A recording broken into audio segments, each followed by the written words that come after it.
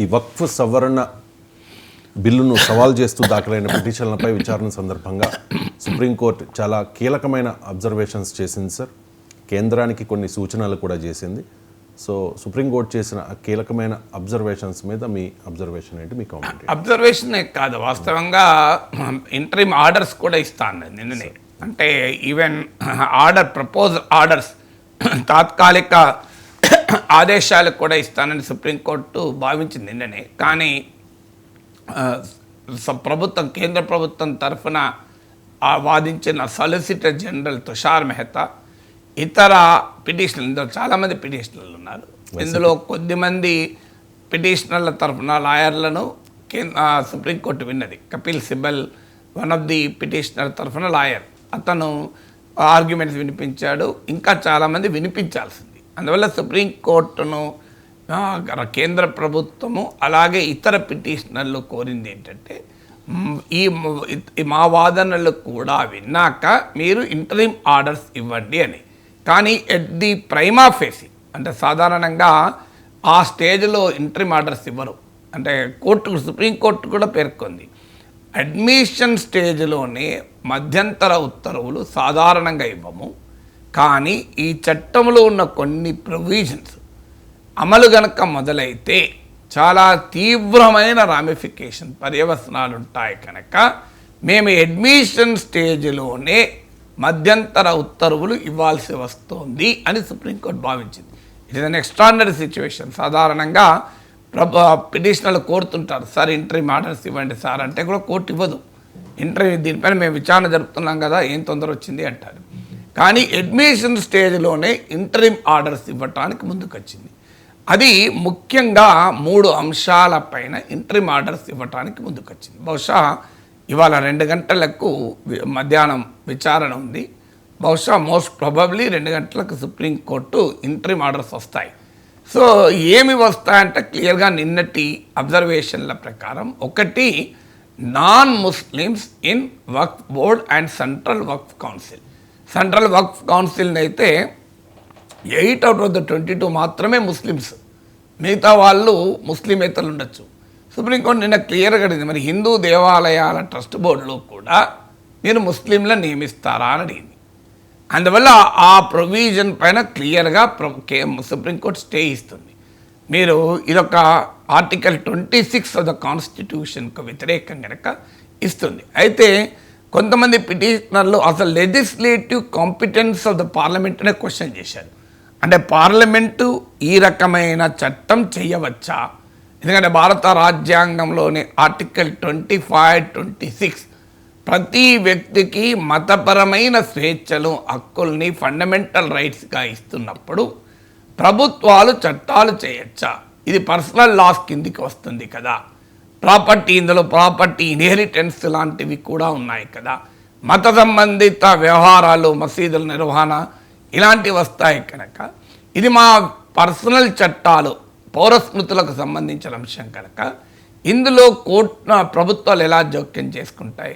Article 25, 26 ప్రకారం పార్లమెంటుకు legislative competence, అంటే ఇలాంటి చట్టం చేసే అధికారం ఉందా అని కూడా క్వశ్చన్ చేశారు. కానీ నిన్న సుప్రీంకోర్టు చాలా క్లియర్గా అబ్జర్వ్ చేసింది ఏంటంటే, ఎస్, ఆర్టికల్ 26 బార్ చేయదు, ఆపదు. అలా అంటే మరి హిందూ సక్సెషన్ యాక్ట్, హిందూ వారసత్వ చట్టం ఎలా వచ్చింది అని అడిగింది. సో మరి నిజంగానే మత స్వేచ్ఛ ఉంది గనక మత సంబంధిత అంశాల్లో పార్లమెంట్లు చట్టాలే చేయకూడదు అంటే హిందూ సక్సెషన్ యాక్ట్ ఎట్లొచ్చింది అని అడిగింది. అందువల్ల లెజిస్లేటివ్ కాంపిటెన్స్ అనే అంశం పైన సుప్రీంకోర్టు దాదాపు తన అభిప్రాయాన్ని వ్యక్తం చేసింది. ఇంకా ఫైనల్ జడ్జిమెంట్లు కావు కానీ ఇది క్లియర్గా చెప్పింది. మరి అలాంటప్పుడు అనేక చట్టాలు వచ్చాయి కదా. ఎందుకంటే 3 తలాక్ చట్టం ఒక ఉదాహరణ. అంటే పర్సనల్ లాస్కు సంబంధించిన యూనిఫామ్ లా రాలేదు, కానీ అడపాదడపా అనేక మతాలకు సంబంధించిన అంశాలలో సుప్రీంకోర్టు రాజ్యాంగ స్వభావానికి భిన్నంగా ఉన్న అంశాలను కొట్టివేస్తూ ఉమ్మడి పౌరస్మృతి వైపు అడుగులు వేసిన సందర్భాలు ఉన్నాయి. అందులో ఉదాహరణలే మీకు 3 తలాక్ జడ్జిమెంట్, అందులో ఉదాహరణలే శబరిమల జడ్జిమెంట్. సో అందువల్ల ఆర్టికల్ 26 ఉన్నది కదా, మత సంబంధిత అంశాలపైన చట్టాలే చేయకూడదు అన్న పిటిషనర్ల వాదనను సుప్రీంకోర్టు అంగీకరించలే. కానీ ఒక మతానికి సంబంధించిన ఆస్తులు వ్యవహారాల్ని నిర్వహించుకునే హక్కు భారత రాజ్యాంగంలోని ఆర్టికల్ 26 ఆ మతానికి ఇస్తోంది. అంటే every religious denomination has a fundamental right to manage its own religious affairs. అయితే ఇప్పటి వరకు కేంద్ర ప్రభుత్వ వాదన ఏంటంటే మేమేమీ రిలీజియస్ అఫైర్స్లోకి వెళ్ళడం లేదు కదా, మేము వెళ్తున్నది ప్రాపర్టీస్కు సంబంధించింది కదా అంటే మసీదు నిర్వహణ వక్ఫ్లో భాగం. మసీదు అనేది ప్రాపర్టీ కదా అంటుంది. మసీదు లోపల ఏం జరగాలో మేము చెప్పడం లేదు కదా అని. ఇప్పుడు దేవాలయంలో పూజలు కైంకర్యాలు మతం అయితే దేవాలయం మతం కదా, అది దేవాలయం బిల్డింగ్ కదా, ల్యాండ్ కదా, ప్రాపర్టీ కదా అని వాదించగలమా? ఇప్పుడు అందుకే సుప్రీంకోర్టు క్లియర్గా ఈ ప్రొవిజన్ పైన స్టే విధిస్తుంది 100 విధాల.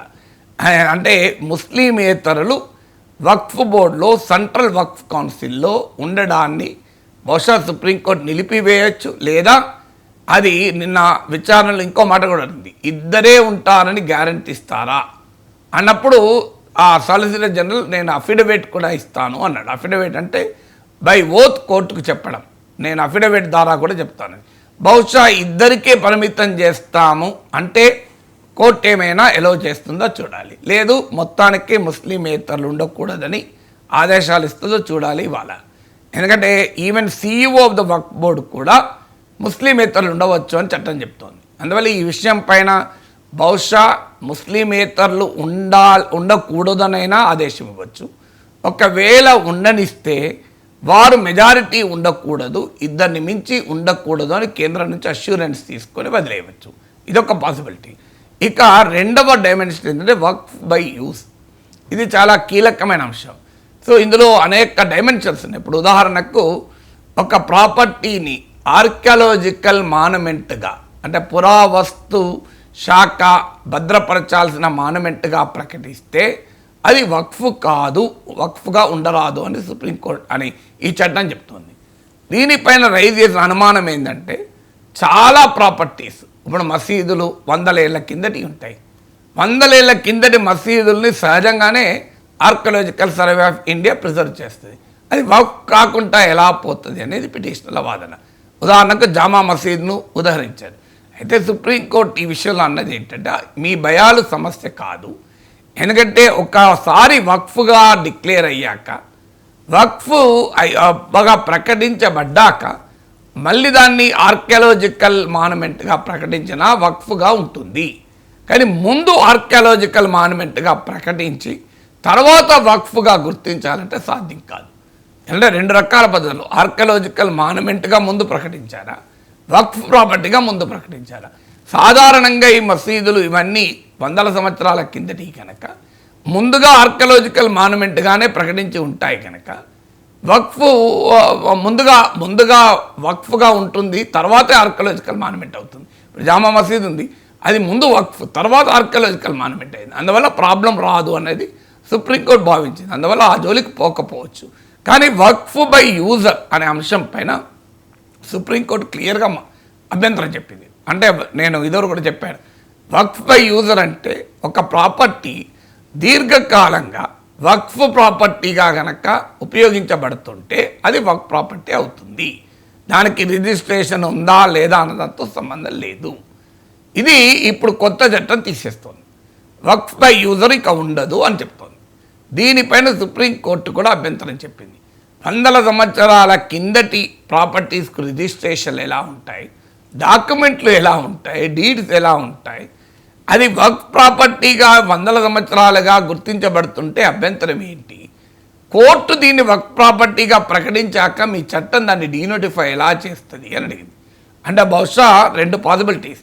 వక్ఫ్ బై యూజర్ అనే క్లాజును మొత్తానికైనా కొట్టివేయవచ్చు, లేదు వక్ఫ్ బై యూజర్లో కోర్టులు తీర్పులు చెబితే అది వక్ఫ్ ప్రాపర్టీగానే ఉంటుంది అని సవరణ అయినా ఇవ్వచ్చు. ఈ 2 పాసిబిలిటీస్ ఉన్నాయి. ఇక నెక్స్ట్ ప్రాబ్లం ఇష్యూ ఈజ్ ఒక వక్ఫ్ ప్రాపర్టీ గవర్నమెంట్ డిస్ప్యూట్ చేస్తే, ఎందుకంటే చాలా వక్ఫ్ ప్రాపర్టీస్లో ప్రభుత్వ భవనాలు ఉన్నాయి. ఈవెన్ ఢిల్లీ హైకోర్టు భవనం కూడా వక్ఫ్ ప్రాపర్టీలో ఉంది అని నేను సుప్రీంకోర్టులో చర్చకు వచ్చింది. ఒకసారి గవర్నమెంట్ డిస్ప్యూట్ చేస్తే అది విచారణకు వెళ్తుంది. విచారణ ఎవరు చేస్తారు? కలెక్టర్ చేస్తాడు. విచారణ మొదలైన వెంటనే అది వక్ఫ్ ప్రాపర్టీగా ఉండదు. దీన్ని క్వశ్చన్ చేశారు. బహుశా సుప్రీంకోర్టు దీనికి కూడా అభ్యంతరం చెప్తుంది. ఎందుకంటే విచారణ జరపండి మీరు కావాలంటే, కానీ విచారణ జరుపుతున్న సమయంలో వక్ఫ్ ప్రాపర్టీగా కొనసాగాలి. మీ విచారణ ఏం తేలుతుందో తెలియదు కదా అని తీర్పు చెప్పే అనే ఆదేశాలు ఇచ్చే అవకాశం నిన్నటి అబ్జర్వేషన్ బట్టి తెలుస్తుంది. అయితే పిటిషనర్లు అడుగుతున్నది ఏంటంటే, గవర్నమెంటే డిస్ప్యూట్ చేస్తోంది, వక్ఫ్ ప్రాపర్టీస్ చాలా మటు గవర్నమెంట్ ఆక్రమించింది, మళ్ళీ కలెక్టరే విచారణ జరిపితే how can accuse be the judge? అది పిటిషనర్ అడుగుతున్నారు. మరి ఆ విషయంలో సుప్రీంకోర్టు ఏ అబ్జర్వేషన్ ఇస్తుందో తెలియదు. అందువల్ల ఈ 3 అంశాలపైన, 1 non Muslims in Waqf boards, 2 Waqf by user, 3 dispute వచ్చినప్పుడు దానిపైన విచారణ సమయంలో అది వక్ఫ్ ప్రాపర్టీగా ఉంటుందా ఉండదా, ఈ 3 అంశాలపైన సుప్రీంకోర్టు అబ్జర్వేషన్ చేసింది. మరి ఈ 3 విషయంలో పిటిషనర్లు అడిగిన స్వీపింగ్ ఆదేశాలు ఇస్తుందా, పరిమితమైన ఆదేశాలు ఇస్తుందా చూడాలి. ఇతర అనేక అంశాలు ఉన్నాయి, వాటికి అర్జెన్సీ లేదు కనుక బహుశా కోర్టు ఈ మధ్యంతర ఉత్తర్వుల్లో పేర్కొనకపోవచ్చు. ఉదాహరణకు ఒక వ్యక్తి తన ఆస్తిని వక్ఫ్ ఆస్తిగా ఇవ్వాలి అనుకుంటే 5 ఏళ్లుగా ముస్లింగా తాను ప్రాక్టీసింగ్ ముస్లిం అని నిరూపించుకోవాలి. సో ఒక పిటిషనర్ తరఫున లాయర్లు అడిగింది అదే. ఒక వ్యక్తి బాన్ ముస్లిం అయినప్పుడు, ముస్లింగా పుట్టినప్పుడు తాను 5 ఏళ్లుగా ముస్లిం అని చెప్పి నిరూపించుకోవడం ఏంటి అని. బహుశా ఈ ప్రొవిజన్స్ అన్నీ కూడా క్వశ్చనబుల్ అవుతుంది over a period of thing. ఇంకా చాలా డైమెన్షన్స్ ఇందులో ఉన్నాయి. అవన్నిటి జోలికి బహుశా ఈ స్టేజ్లో సుప్రీంకోర్టు వెళ్ళకపోవచ్చు. కానీ ఇంతకుముందు చెప్పిన 3 అంశాలలో సుప్రీంకోర్టు క్లియర్గా తన వ్యతిరేక అబ్జర్వేషన్స్ను వ్యక్తం చేసింది కనుక దానిపైన జడ్జ్మెంట్ రావచ్చు. నాన్ ముస్లిం ఉండకూడదనైనా అనొచ్చు, ఒకవేళ ఉన్న వాళ్ళు ఇద్దరు మించి ఉండకూడదు అనొచ్చు. వక్ఫ్ బై యూజర్ను కంప్లీట్గా రెస్టోర్ చేయొచ్చు, చట్టం వక్ఫ్ బై యూజర్ లేదంటుంది, బహుశా రెస్టోర్ అయినా చేయొచ్చు, లేదా కోర్టు జడ్జిమెంట్ ఇచ్చిన చోట మాత్రం అది వక్ఫ్ ప్రాపర్టీగానే ఉంటుంది, చట్టం ఏం చెప్పినా అనొచ్చు. 3 కలెక్టర్ విచారణ జరుపుతున్న సమయంలో ఆ డిస్ప్యూట్ పైన విచారణ కొనసాగించవచ్చు, ఈలోగా మాత్రం వక్ఫ్ ప్రాపర్టీగానే ఉంటుంది అనొచ్చు. కానీ పిటిషన్లు అడుగుతున్నా అసలు కలెక్టర్ ఎవరు విచారణ జరిపించారు, గవర్నమెంటే కదా మెయిన్ అక్యూజ్ ఇక్కడ అని. అక్కడ దాకా పోకపోవచ్చు ఈ స్థాయిలో. కానీ డిస్ప్యూట్లో విచారణ జరుగుతున్న సమయంలో వక్ఫ్ ప్రాపర్టీగా కొనసాగుతుంది అని ఆదేశం ఇవ్వచ్చు. ఈ 3 విషయంలో మాత్రం ఖచ్చితంగా తాత్కాలిక ఆదేశాలు అయితే వస్తాయి.